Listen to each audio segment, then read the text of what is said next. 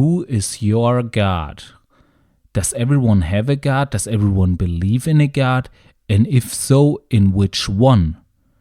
Find out more in today's episode of the podcast According to Sci-Faith. I'm Joshua Göcking and you're listening to According to Sci-Faith.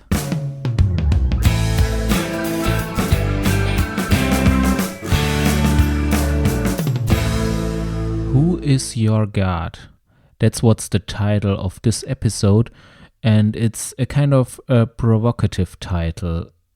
Depending on who you are, depending on what you believe, you might say, my God is the Christian God. You might say, maybe my God is the Muslim God, or whatever. Or maybe you might say, I'm an atheist. I do not have a God, or I do not believe in a God. So the question is, does everyone has his God and atheists don't have one, or how is this working, and what does this mean? And I think there are some interesting answers one can find, and there is one thing that I picked up recently, or that I learned recently of somebody who how he was defining what a God means, or what to him, or how he interpreted what a God is, or how one could interpret a God or faith in general, or religion, or how you want to call it. So this is also depending on, so when you, for example, when you have, as a Christian, maybe you notice when you have doubts in your life, when you doubt, is God the real, is God real, is he really there? There are new scientific things that, or new things in science that seem to put in doubt the faith, or something like that.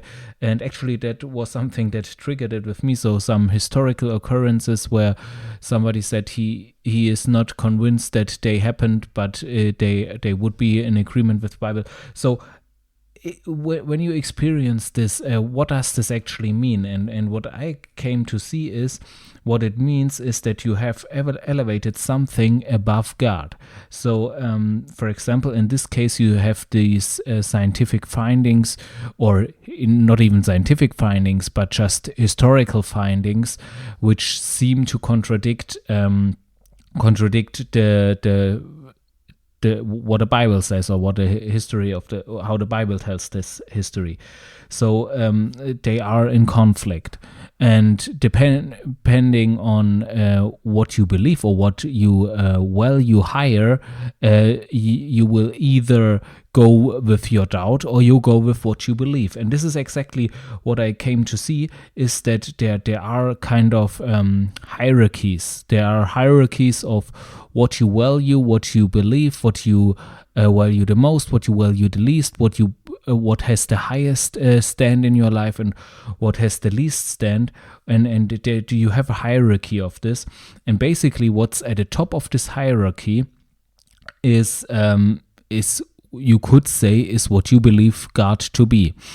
And this thought is actually not of me, or it's nothing that I stumbled myself on, but already the psychoanalyst Jung had this, and he said basically the same thing, that there are that every man has something which is the most important to him, or which is the most essential thing he believes, or he is convinced of, and this is in his hierarchy at the top. And to every man, this what he has as his top is his God. So to him there was no question of whether a God exists, but rather the question, what is your God?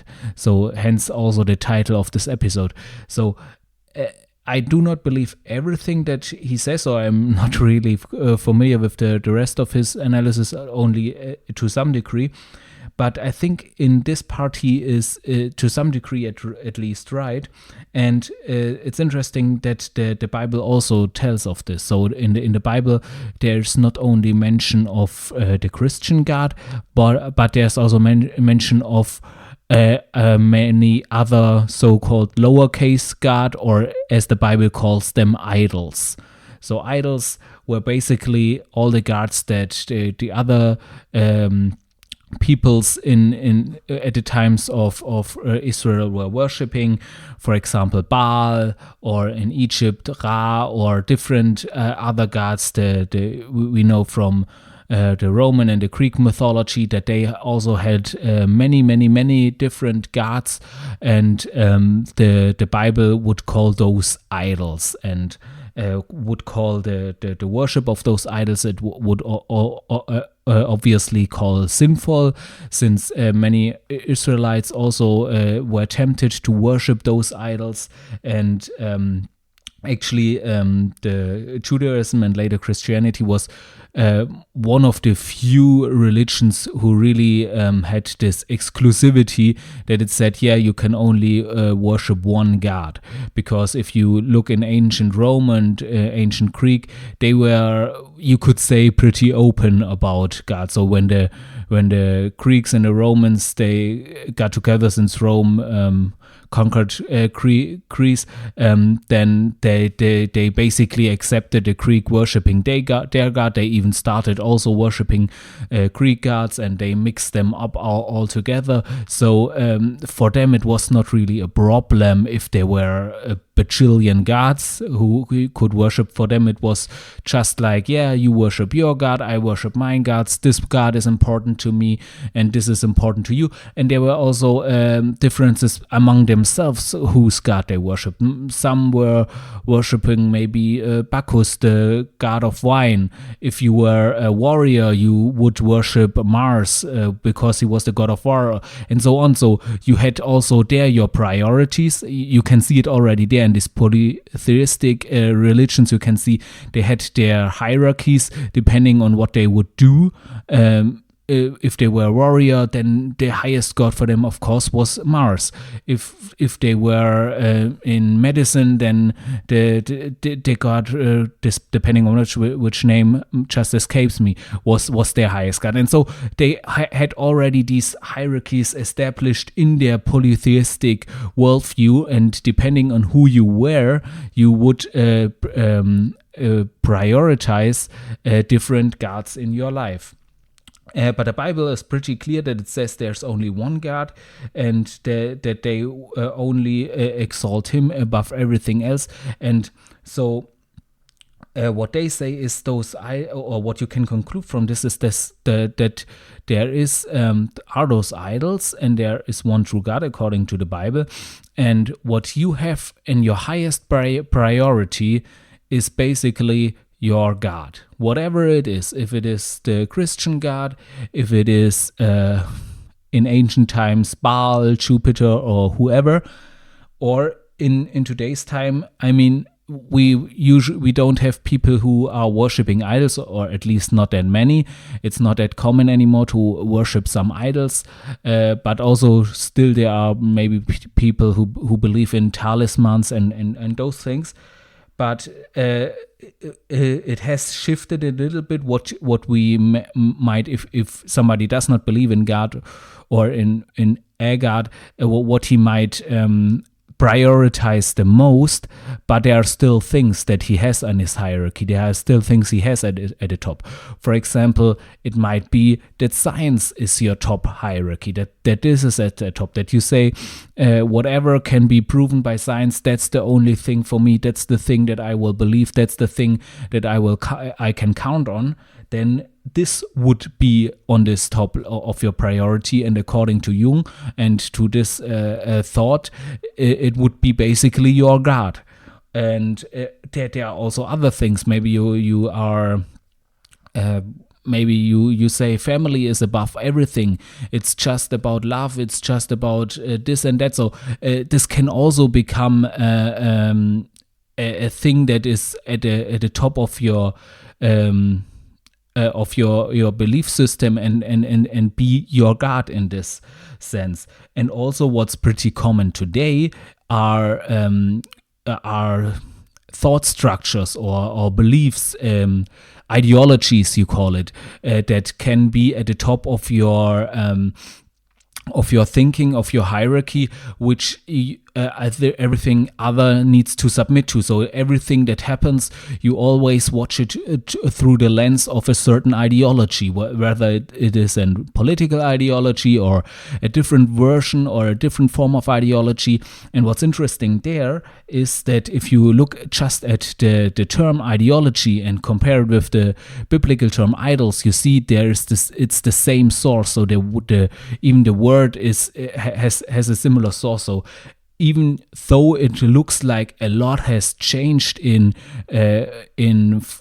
going from pagan societies who are worshipping idols made out of wood or stone or bronze or whatever, to today where we basically, or some people basically worship some ideas or ideologies. So it looks like there is a lot different, but if you look at the word itself, you see maybe not so much has changed. So what do we do with this, or how can we proceed? So this was basically the first statement that I made, that I said, okay, basically everyone has a God, and what your God is just what is at the top of your priorities, what you deem to be the most important to you, the thing through which you watch everything in your life, through which you watch all your life, which is the essential part of your being, and this is then your God. This was the first statement. So now I'm gonna make a second statement, which I think is also pretty reasonable, and this is that basically everything in this world, everything secular, is corruptible. So you can see it everywhere. You can see it especially nowadays, where so many things are happening, and where basically everything, even if it was meant to be good, even if it had a good purpose, even if the people who created it were had well-intentioned, at some point it usually gets corrupted. At some point people come in who abuse what is there, and it gets corrupted and sometimes eventually even destroyed. So you can see this in every discipline, be it an ideology, be it something else. For example, I mean, this podcast is called Sci-Faith, and you can see it. Science itself can be corrupted, and it has been several times in history. So the example I use the most, for example, is during the Third Reich in National Socialism, where they basically started to do something which they called German physics, where they basically said that most of the physics that was current then, or theory of relativity and quantum mechanics, was constructed by Jews and therefore inferior and nonsense. And then they created their own physics, which they called German physics. And there were even Nobel laureates who were working on these theories and who are working on this. So there you can see obviously how science was corrupted by an ideology. And this has happened there. It has happened since sometimes. In some degrees, it's also happening today. So this attack on science, if you would like to call it, is always there. And therefore, science itself is corruptible. So if science is at the top, if it's if this is the highest hierarchy, then you can and will be deceived. So this is one thing. It's also in different cases, and even one's faith can be corrupted if the thing that's at the top is replaced by is not placed, if there's not God there, but other things like in faith we call it religion. We say.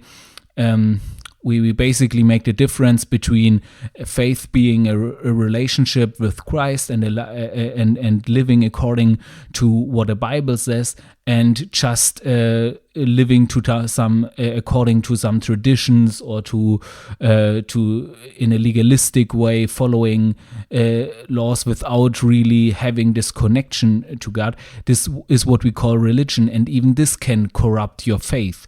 So even there, corruption can come in. And what's really interesting is also that there are sometimes people who know of this corruptible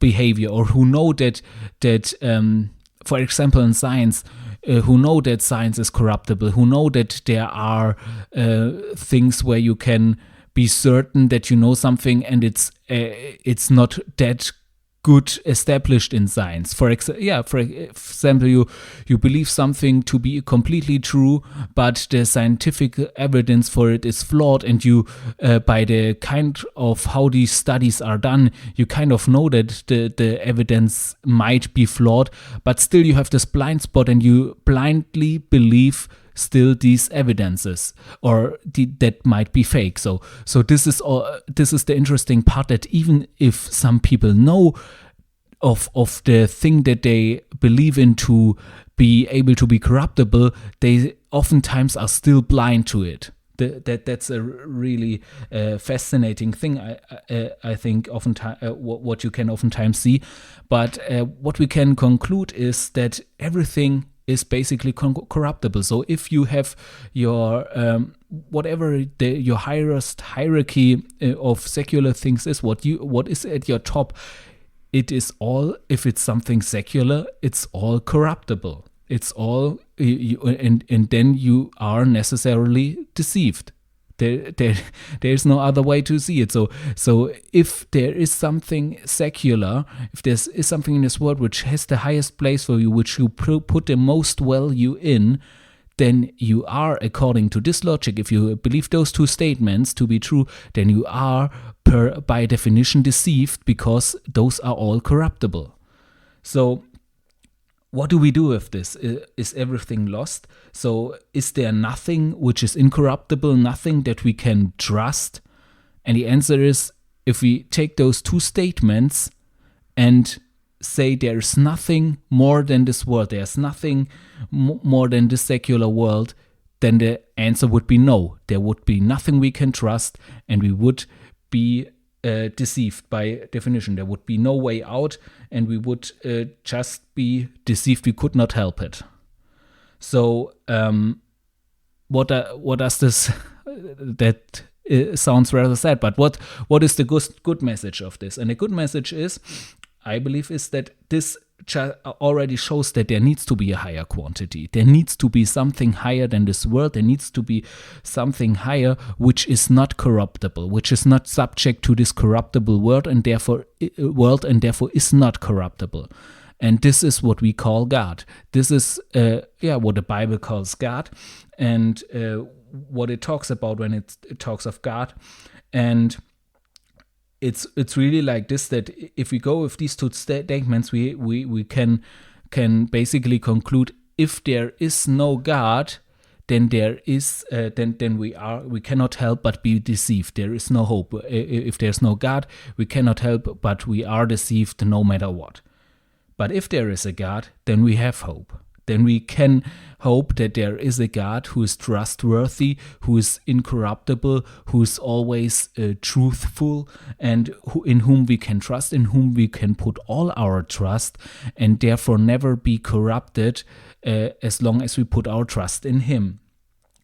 And basically, at least as I believe, you can see from the fact that we can understand that everything in this world is corrupted, that everything in this world to some degree is corrupted and will lead us to being deceived in some way, that we can know this, that we can distinguish this, and not just blindly go our ways without being aware of that. That already shows us that there must be something higher, that there must be something incorruptible, because how can you know something to be corrupt if corruption is all you know? So by us knowing that there has to be something that everything is corruptible, and there has to we basically know that there has to be something that is incorruptible, and this is God. And so I think by this we can already know that there is a God and there has to be a God. And what's also what the Bible also tells us is that he can be experienced, and that he wants to have communion with us, that he wants to unite with us, so we can get to know him. And I think this is what would basically be the next step. So if you take these statements and you say, yes, those make sense to me, and I think there must be something higher, then I encourage you to just pray a prayer and ask God to reveal himself to you, that you might see him and that he might show himself to you. And one thing being said, I mean, I talked a lot about corruption, a corruptible world. Basically, that's just a different word for what the Bible calls sin. So basically, it shows that in the sinful world, we are all the time deceived without knowing it, if we don't have something from which we know that we can trust it blindly, that we can trust it completely.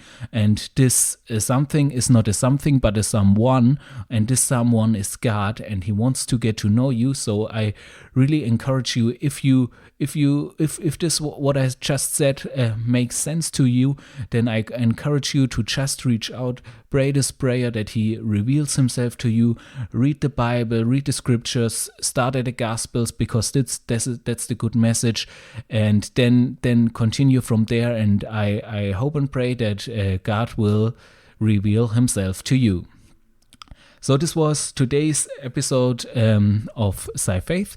I hope you enjoyed it. I hope it made sense. I hope you could understand it. It was just something that I was pondering the last weeks, and which God revealed to me, and which I thought was pretty helpful and encouraged me in my faith. So if you had a similar, if you felt similar, then just let me know.